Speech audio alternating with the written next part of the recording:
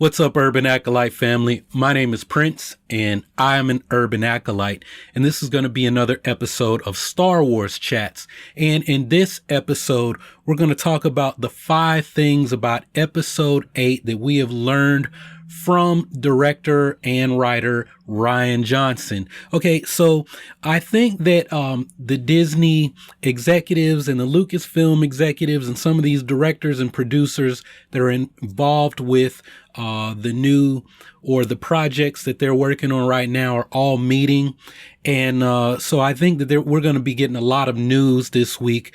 One about what they're going to decide to do with the Princess Leia character.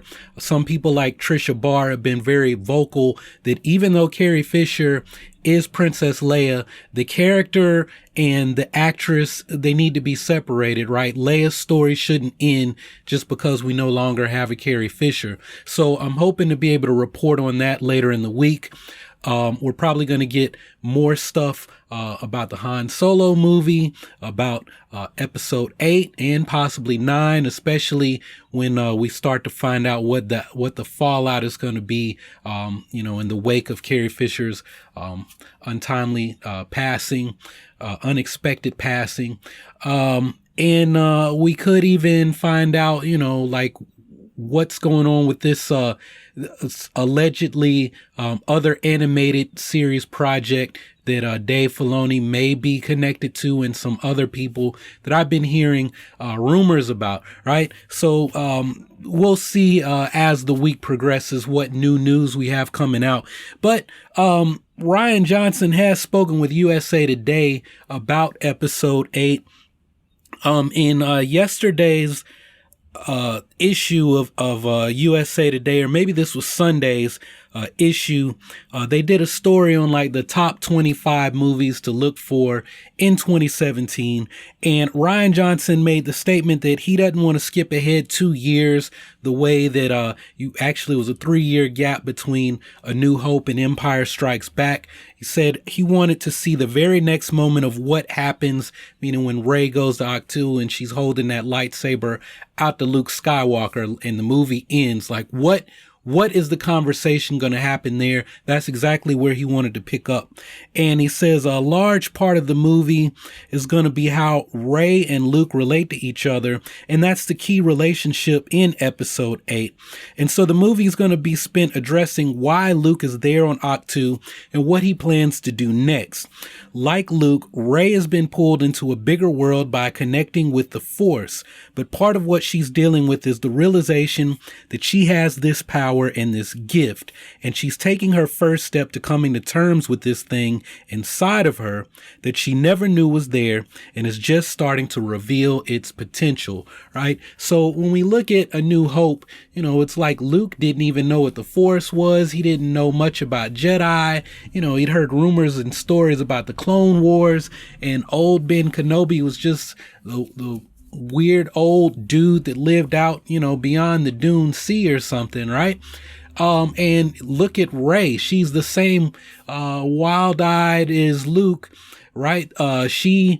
If you read in Rey's survival guide, and I know I'll get comments, Prince, you're making this up because you obviously haven't read Rey's survival guide. It's not a knock on you. It's just the honest truth.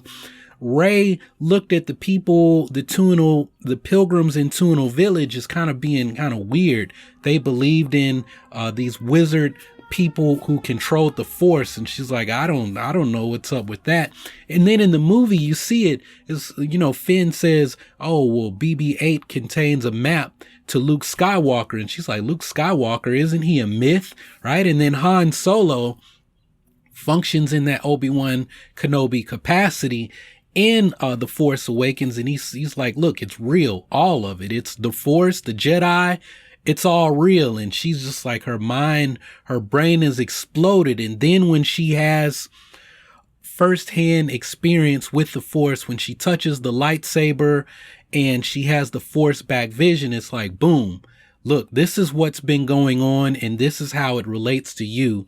And that's what J.J. Abrams said the function of the Force back vision was. It was to give her and the audience a quick history. This is what went on. This stuff that you thought was a myth, it really happened. It's real. and this is how it relates to you. And as we progress, maybe we see more of the Force back vision, and it slowly ties things together. Rey, her relationship to Luke Skywalker, to the Jedi Order of old during the Old Republic, and where it's going to go into the future. Okay, so these are the 5 things that Rian Johnson had to say today, or was this yesterday?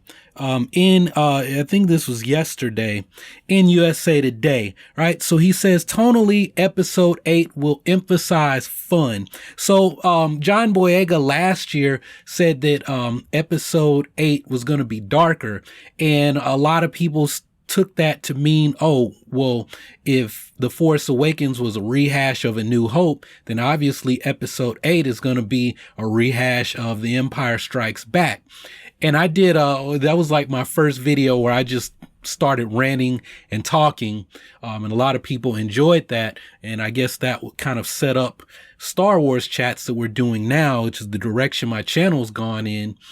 I said that when you really look at the themes, you look at the story and what's going on, there are going to be similarities to Empire Strikes Back, but that doesn't mean that episode 8 is going to be a rehash of Empire Strikes Back. You've got a battle, you've got a war, you've got the Resistance. Yes, they pulled off a major victory, but the First Order, as you read what Aftermath is kind of setting up, if you read Lost Stars, what Lost Stars set up, where at the end you have these Imperial star destroyers that are hiding in this nebula and amassing a fleet, right? We're going to get the full details of that, I imagine, in Empire's End next month, and I'm looking forward to reading what Chuck Wendig is holding out for us. He told me that Jar Binks is going to have a big chapter. I don't know if he's trolling or if we actually are going to see Jar Binks. Hopefully that'll put an end to the Jar Snoke theories out there, or fan speculations. But there's going to be it's obvious that the First Order they're gonna say, look, we gotta crush the Resistance. Kylo Ren is doing his thing.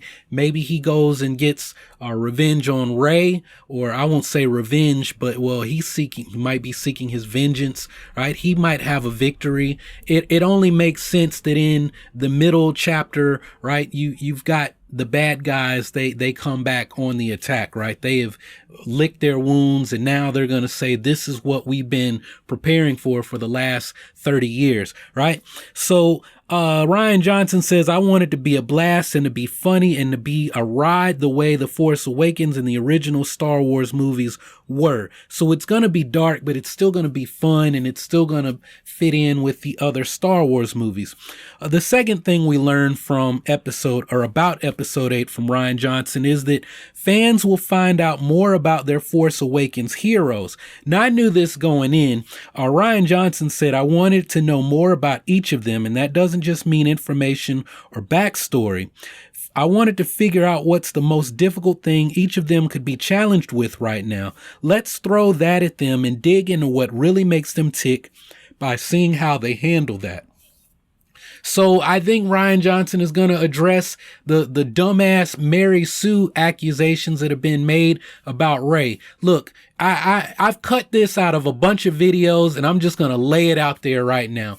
If you're one of those people who called Rey a Mary Sue, maybe you've jumped off the Mary Sue bandwagon. If you're still on it, you're a dumbass, right? Because every Mary Sue argument that I've seen made is from someone who hasn't read everything and doesn't understand the Rey character.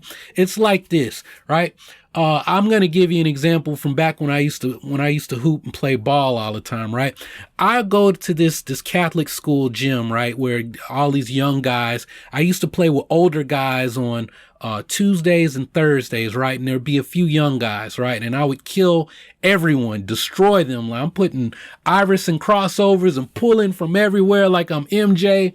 And so this guy, Jeff, says, Prince, or he was saying, Prince, if you come up, or no, he was saying, he didn't think I was listening. He was talking to somebody else. He was like, yeah, Prince comes to the Wednesday night runs. He won't do all of that. He won't do all of that, right? So I go to the Wednesday night run. Finally, I'm the last person to get picked. And no one there knew me. I'm the last person to get picked before a bunch of people showed up. So it's like if everyone had been there, I wouldn't even have gotten picked on my squad. I'm just gonna, long story short, my team did not lose the entire night, and I hit the game-winning three-pointer in every game from start to finish. The first game I hit 7 threes because people were leaving me wide open. They didn't know anything about me. And how that relates to Rey, you put Rey in all of these situations that play to her strengths, right? So is she a Mary Sue because she's good at everything? No, she's Rey because she's been training for certain events her entire life, and now the big test comes, and it's what happens when you've been studying for the test, and when you sit down to take the test. Everything on the test is one of those questions that was in your study guide that you went through meticulously, right? I actually had that happen. My first personal training certification, I had a bunch of practice tests and they were really hard. And then there were like study questions. I go in to take the computerized test and all 100 questions were not even the practice test questions, which were really hard. They were the freaking practice study guide questions. I drove 2 hours to take that exam somewhere down in Alabama from Tennessee. And I finished the exam in 5 minutes, right? It was crazy, right? So to make me a Mary Sue? No, it means that I was prepared for the test, right? That's the same thing with Rey. And in what Rian Johnson is saying here is now Rey is going to be tested. She's going to be put in situations where she's not comfortable, where she hasn't prepared. Same thing with Finn, same thing with Poe. Another thing, where Rian Johnson scaled back on the backstories and the involvement of new characters, that was because he wrote the original script for episode 8 based on the earlier version of The Force Awakens, which I still got to talk about in my Finn video, but this story came out and I needed to get this chat done, right? So that was a reason for the rewrites that everyone was stressing out about this time last year, right? What's going on with episode 8? They got to do rewrites, right? Because when he saw the final version of The Force Awakens that was released in theaters, it didn't quite add up to what the initial, the first shoot was that he based his script around, right? And in that script, they had already made Finn a bit of a badass. So now we're going to get Super Soldier Captain America Finn in episode 8. And they're going to have to explain why that is, because everyone's not going to read the books. But you can keep tuning in here and I'll keep telling you about Finn, or you can just watch the 3 or 4 videos I've already done on him. Okay, next thing that we will learn from Rian Johnson about episode 8 is that Rey develops a strong connection to Luke Skywalker. Now I can hear the naysayers that want to point out everything that I get wrong, saying, see, Prince, I told you Rey is a Skywalker. This doesn't prove that Rey is a Skywalker. It proves that it doesn't prove anything. It says that Rey is going to develop a connection to Luke Skywalker, and that's it. If you're reading more into that, maybe you should meditate, because you're obviously projecting things that aren't what this says, right? So the new film from the start will explore the relationship between Luke Skywalker and Rey. And Rian Johnson says that a big theme is the deepening of familial themes in episode 8. And that's going to be a huge part of especially Rey's character, something that was a really powerful part of her setup and something I really wanted to dig into with this. So does that mean we're going to find out who Rey's people are, right? Because everyone says, she's looking for her parents. She's looking for her family. But the exact wording that Rey, the character, uses is, I'm looking for my people, right? Where do I belong? And I think that's more important than knowing where I don't want to say where she came from, but who she came from. Who are her people? And when you look at what Maz Kanata says, the belonging that you seek is ahead of you. Though waiting on Jakku, they're not coming back, right? The belonging you seek is ahead of you, right? So when Finn comes back, literally comes back to rescue her, he is the person who came back. She waited, he came back. That is the belonging. She says Luke, right? Luke offers the belonging that she's seeking as a mentor, as a person who's not gonna exploit her the way Unkar Plutt did.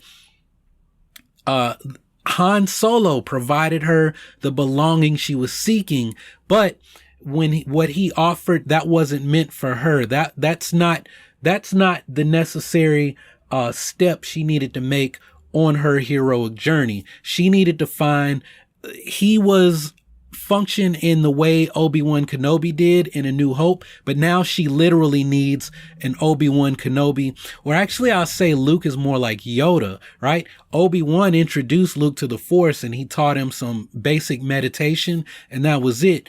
And Luke was on his own, and he didn't really start his training until he met Yoda. So Han Solo was the Obi-Wan for Rey and for Finn, and Luke is going to be the Yoda, the real hermit on the side of the road, who will start to introduce Rey into the mysteries, right? The mysteries of the Force. I'm using Joseph Campbell language, if you didn't know, right? So that is, there's going to be the strong connection between Rey and Luke. Of course, Daisy Ridley said in an interview back in the spring that she doesn't know if Rey is going to become a Jedi, or at least in episode 8, she said she wasn't sure if Rey is a Jedi yet. So that's a question mark that we're going to have to hold with us, right? And I don't think she says, I'm not sure if Rey's a Jedi because she's going to leave and go study and train with Supreme Leader Snoke. I don't think we're going to see some stupid plot twist where Rey goes to the dark side. It wouldn't make sense. It's not really part of the hero's journey. It could be the descent into hell or the descent into the abyss, but we kind of saw that in episode 7, for Rey being captured by Kylo Ren, and for Finn going into his coma, is kind of his descent and his metamorphosis, right? If I'm not saying Rey couldn't go to follow the dark side later, but I don't see it in this saga. After this saga, yeah, they can do whatever they want. She can turn to the dark side the way Luke did in Legends, when he, turn to the dark side to help take down Palpatine. They can do that later, but I don't see it in episodes 8 and 9. I think there's a story that they're trying to tell about rebuilding the Jedi Order and taking down the First Order, doing something to combat the First Order, right? Okay, so next thing, the fourth thing we learn about episode 8 from Rian Johnson is that Luke Skywalker is the emotional entry point into episode 8. So I imagine the movie's going to pick up right where 7 left off, with Rey handing the lightsaber to Luke, and it's going to go right into dialogue, right? And this is what I love to see about this, is that Rian Johnson is a longtime fan of Mark Hamill's Enigmatic Jedi. So he's a huge Luke Skywalker fanboy, right? And I've heard that Luke is gonna, have a lot of involvement in this movie, lots of screen time for Luke Skywalker. Ryan says, what's going on with Luke Skywalker is the essential question at the heart of the new film. I'm approaching it with a take that I hope feels honest and real, and is going to be interesting to folks and make sense. And if you haven't read or seen the Art of the Force Awakens, at the end of the book, at the very back, J.J. Abrams has a section, and it's like, where is Luke Skywalker? That is the essential theme of The Force Awakens. Where is Luke Skywalker? Who is Luke Skywalker? And that question isn't just like, where is he physically? Where is he mentally? Where is he as it relates to the Force? Where is Luke Skywalker, and who is he? Is he a mentor? Is he a hermit? Is he decided that he's not going to have any further involvement with the galaxy? Where is he politically? Where is he philosophically? Where are his skills? What is it? What are his abilities? Has he, like some people leaked early on in the development of The Force Awakens, they said that Luke had become so powerful that he was a threat to himself and to the entire galaxy, and that he would be on Skellig Michael Island, like what is now Octu, in a cave, and he couldn't leave because like he could basically destroy the fabric of the galaxy or something. Has he become that powerful, right? Has he reached a level, levels that we thought that Anakin would if he had fully reached his full potential as the chosen one? That's a question we have to hold with us, and that would be pretty amazing to see. That would probably make me have to take back everything that I said. Well, we don't have this in Star Wars because, Luke would kind of be like a Force god, right? All right. And the fifth thing we learned from Rian Johnson is that episode 8 already has a title. So Rian Johnson said that he titled the movie, in his first draft of the film script, right? So it's, he started working on it several years ago, and he already had a title for the movie, and, that could be released, in Orlando in April at Star Wars Celebration weekend, in April. What is that? April 17th through the 19th or something. Maybe if I'm there, I'll get to find out. But from a marketing perspective, it'll be best to roll out all the stuff and start the hype train for Star Wars Episode 8 at Star Wars Celebration weekend, and then just keep rolling on through the spring and the summer and the fall. And this time next year, we'll be trying to figure out what's going on with Episode 9. So that's all I've got for this one. I didn't mean to talk this long, but I have some thoughts on this, but I got to hurry up and get this posted because I've got another video that I got to do about Star Wars Episode 8 rumors that may involve Ahsoka Tano, the Converees, and may have some interesting tie-ins to Rebels. That part is a speculation on my part, but I want to hurry up and get this video posted so I can go and shoot that next one and see what you guys have to say. So that's all I've got for this one. But what do you guys think about this article from USA Today and the 5 things that we have learned about Episode 8 from Rian Johnson? So let me know your thoughts down in the comment section below, and I'll be checking back to see what you have to say. If you haven't subscribed already, go ahead and click on that subscribe button so that you can take your first steps towards becoming an urban acolyte. Go ahead, use your love for Star Wars to help you make positive changes in your life and in the community around you, the lives of others around you. But make sure to check out some other videos and continue to support the channel. You can support the channel by getting one of these meditation hoodies on Amazon, and that's all I got for now. So thanks for watching. Y'all keep on breathing, and may the Force be with you always.